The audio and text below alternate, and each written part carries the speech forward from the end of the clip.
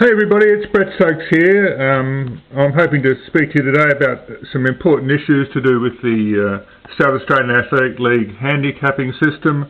And I'm hoping to cash in on my recent success at the Loxton Gift, where I won this wonderful sash. Thank you, Loxton Irrigation Centre. So I'm hoping to get across a couple of things which I'm suggesting as changes to the handicapping system. And a bit of background, I've been doing mathematical stuff for a long time. I've been training as Adelaide Applied Algebra for a long time. I've had a lot to do with mathematical modelling and computing and so forth. And I'm actually a mathematician. So numbers are my thing. Now, the South Australian Athletic League has a handicapping system, and I had this wonderful win at Loxton, and I had a look at the handicapping system after Loxton and decided something was wrong. I had a look at the Flagstaff handicaps after I got red Zs when I won at Loxton. I didn't win by very much, but I got red Zs and I could have been disqualified, and that worried me a bit. So I had a look at the calculations the next week for Flagstaff, and I saw something was wrong and thought, that's really bad. And then the next day I had another look and it was still wrong. So I sent some messages off to Colin Ralston and exchanged a few messages with Colin, and I lodged an appeal for the McKinnon handicaps, and that appeal is on the TMAP website if anyone wants to go look at it. And I used some pretty strong language to describe what was wrong with the current system in terms of the distance reduction, and I'm hoping today to talk about two simple things which will fix those problems and make things a lot better for people like me who are front markers, especially in the vets, and especially male front markers in the vets because of the ways that the system's set up.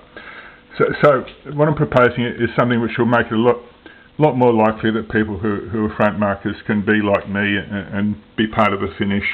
It was 4.5 years before Loxton, my previous podium appearance, so it's a long time in between being on the podiums. So the idea is that we rename the current distance reduction, and we call it what it is. It's something that's described wrongly in the literature, in the thing. It's called a distance reduction and something to do with compensating for speed being different over shorter running. But that's not the problem. It's actually a precautionary pushback. And that's what its purpose is. It's there to stop the handicapper being embarrassed by and surprised by a bolting bunny like me, a front marker who manages to stay away from the chasing back markers. Now, I didn't win by very much, so I wasn't a real bolter, but sometimes it's happened, and this precautionary pushback is to stop people from getting away from the field and not having a close finish. So it's done a very good job of stopping people like me getting on the podium for a long time.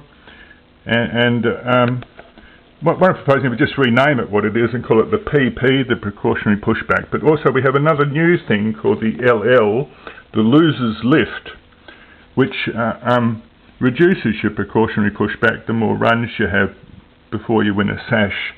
So after 20 runs without winning a sash, your precautionary pushback will have dropped back to nothing, and if you can run your average time, you'll score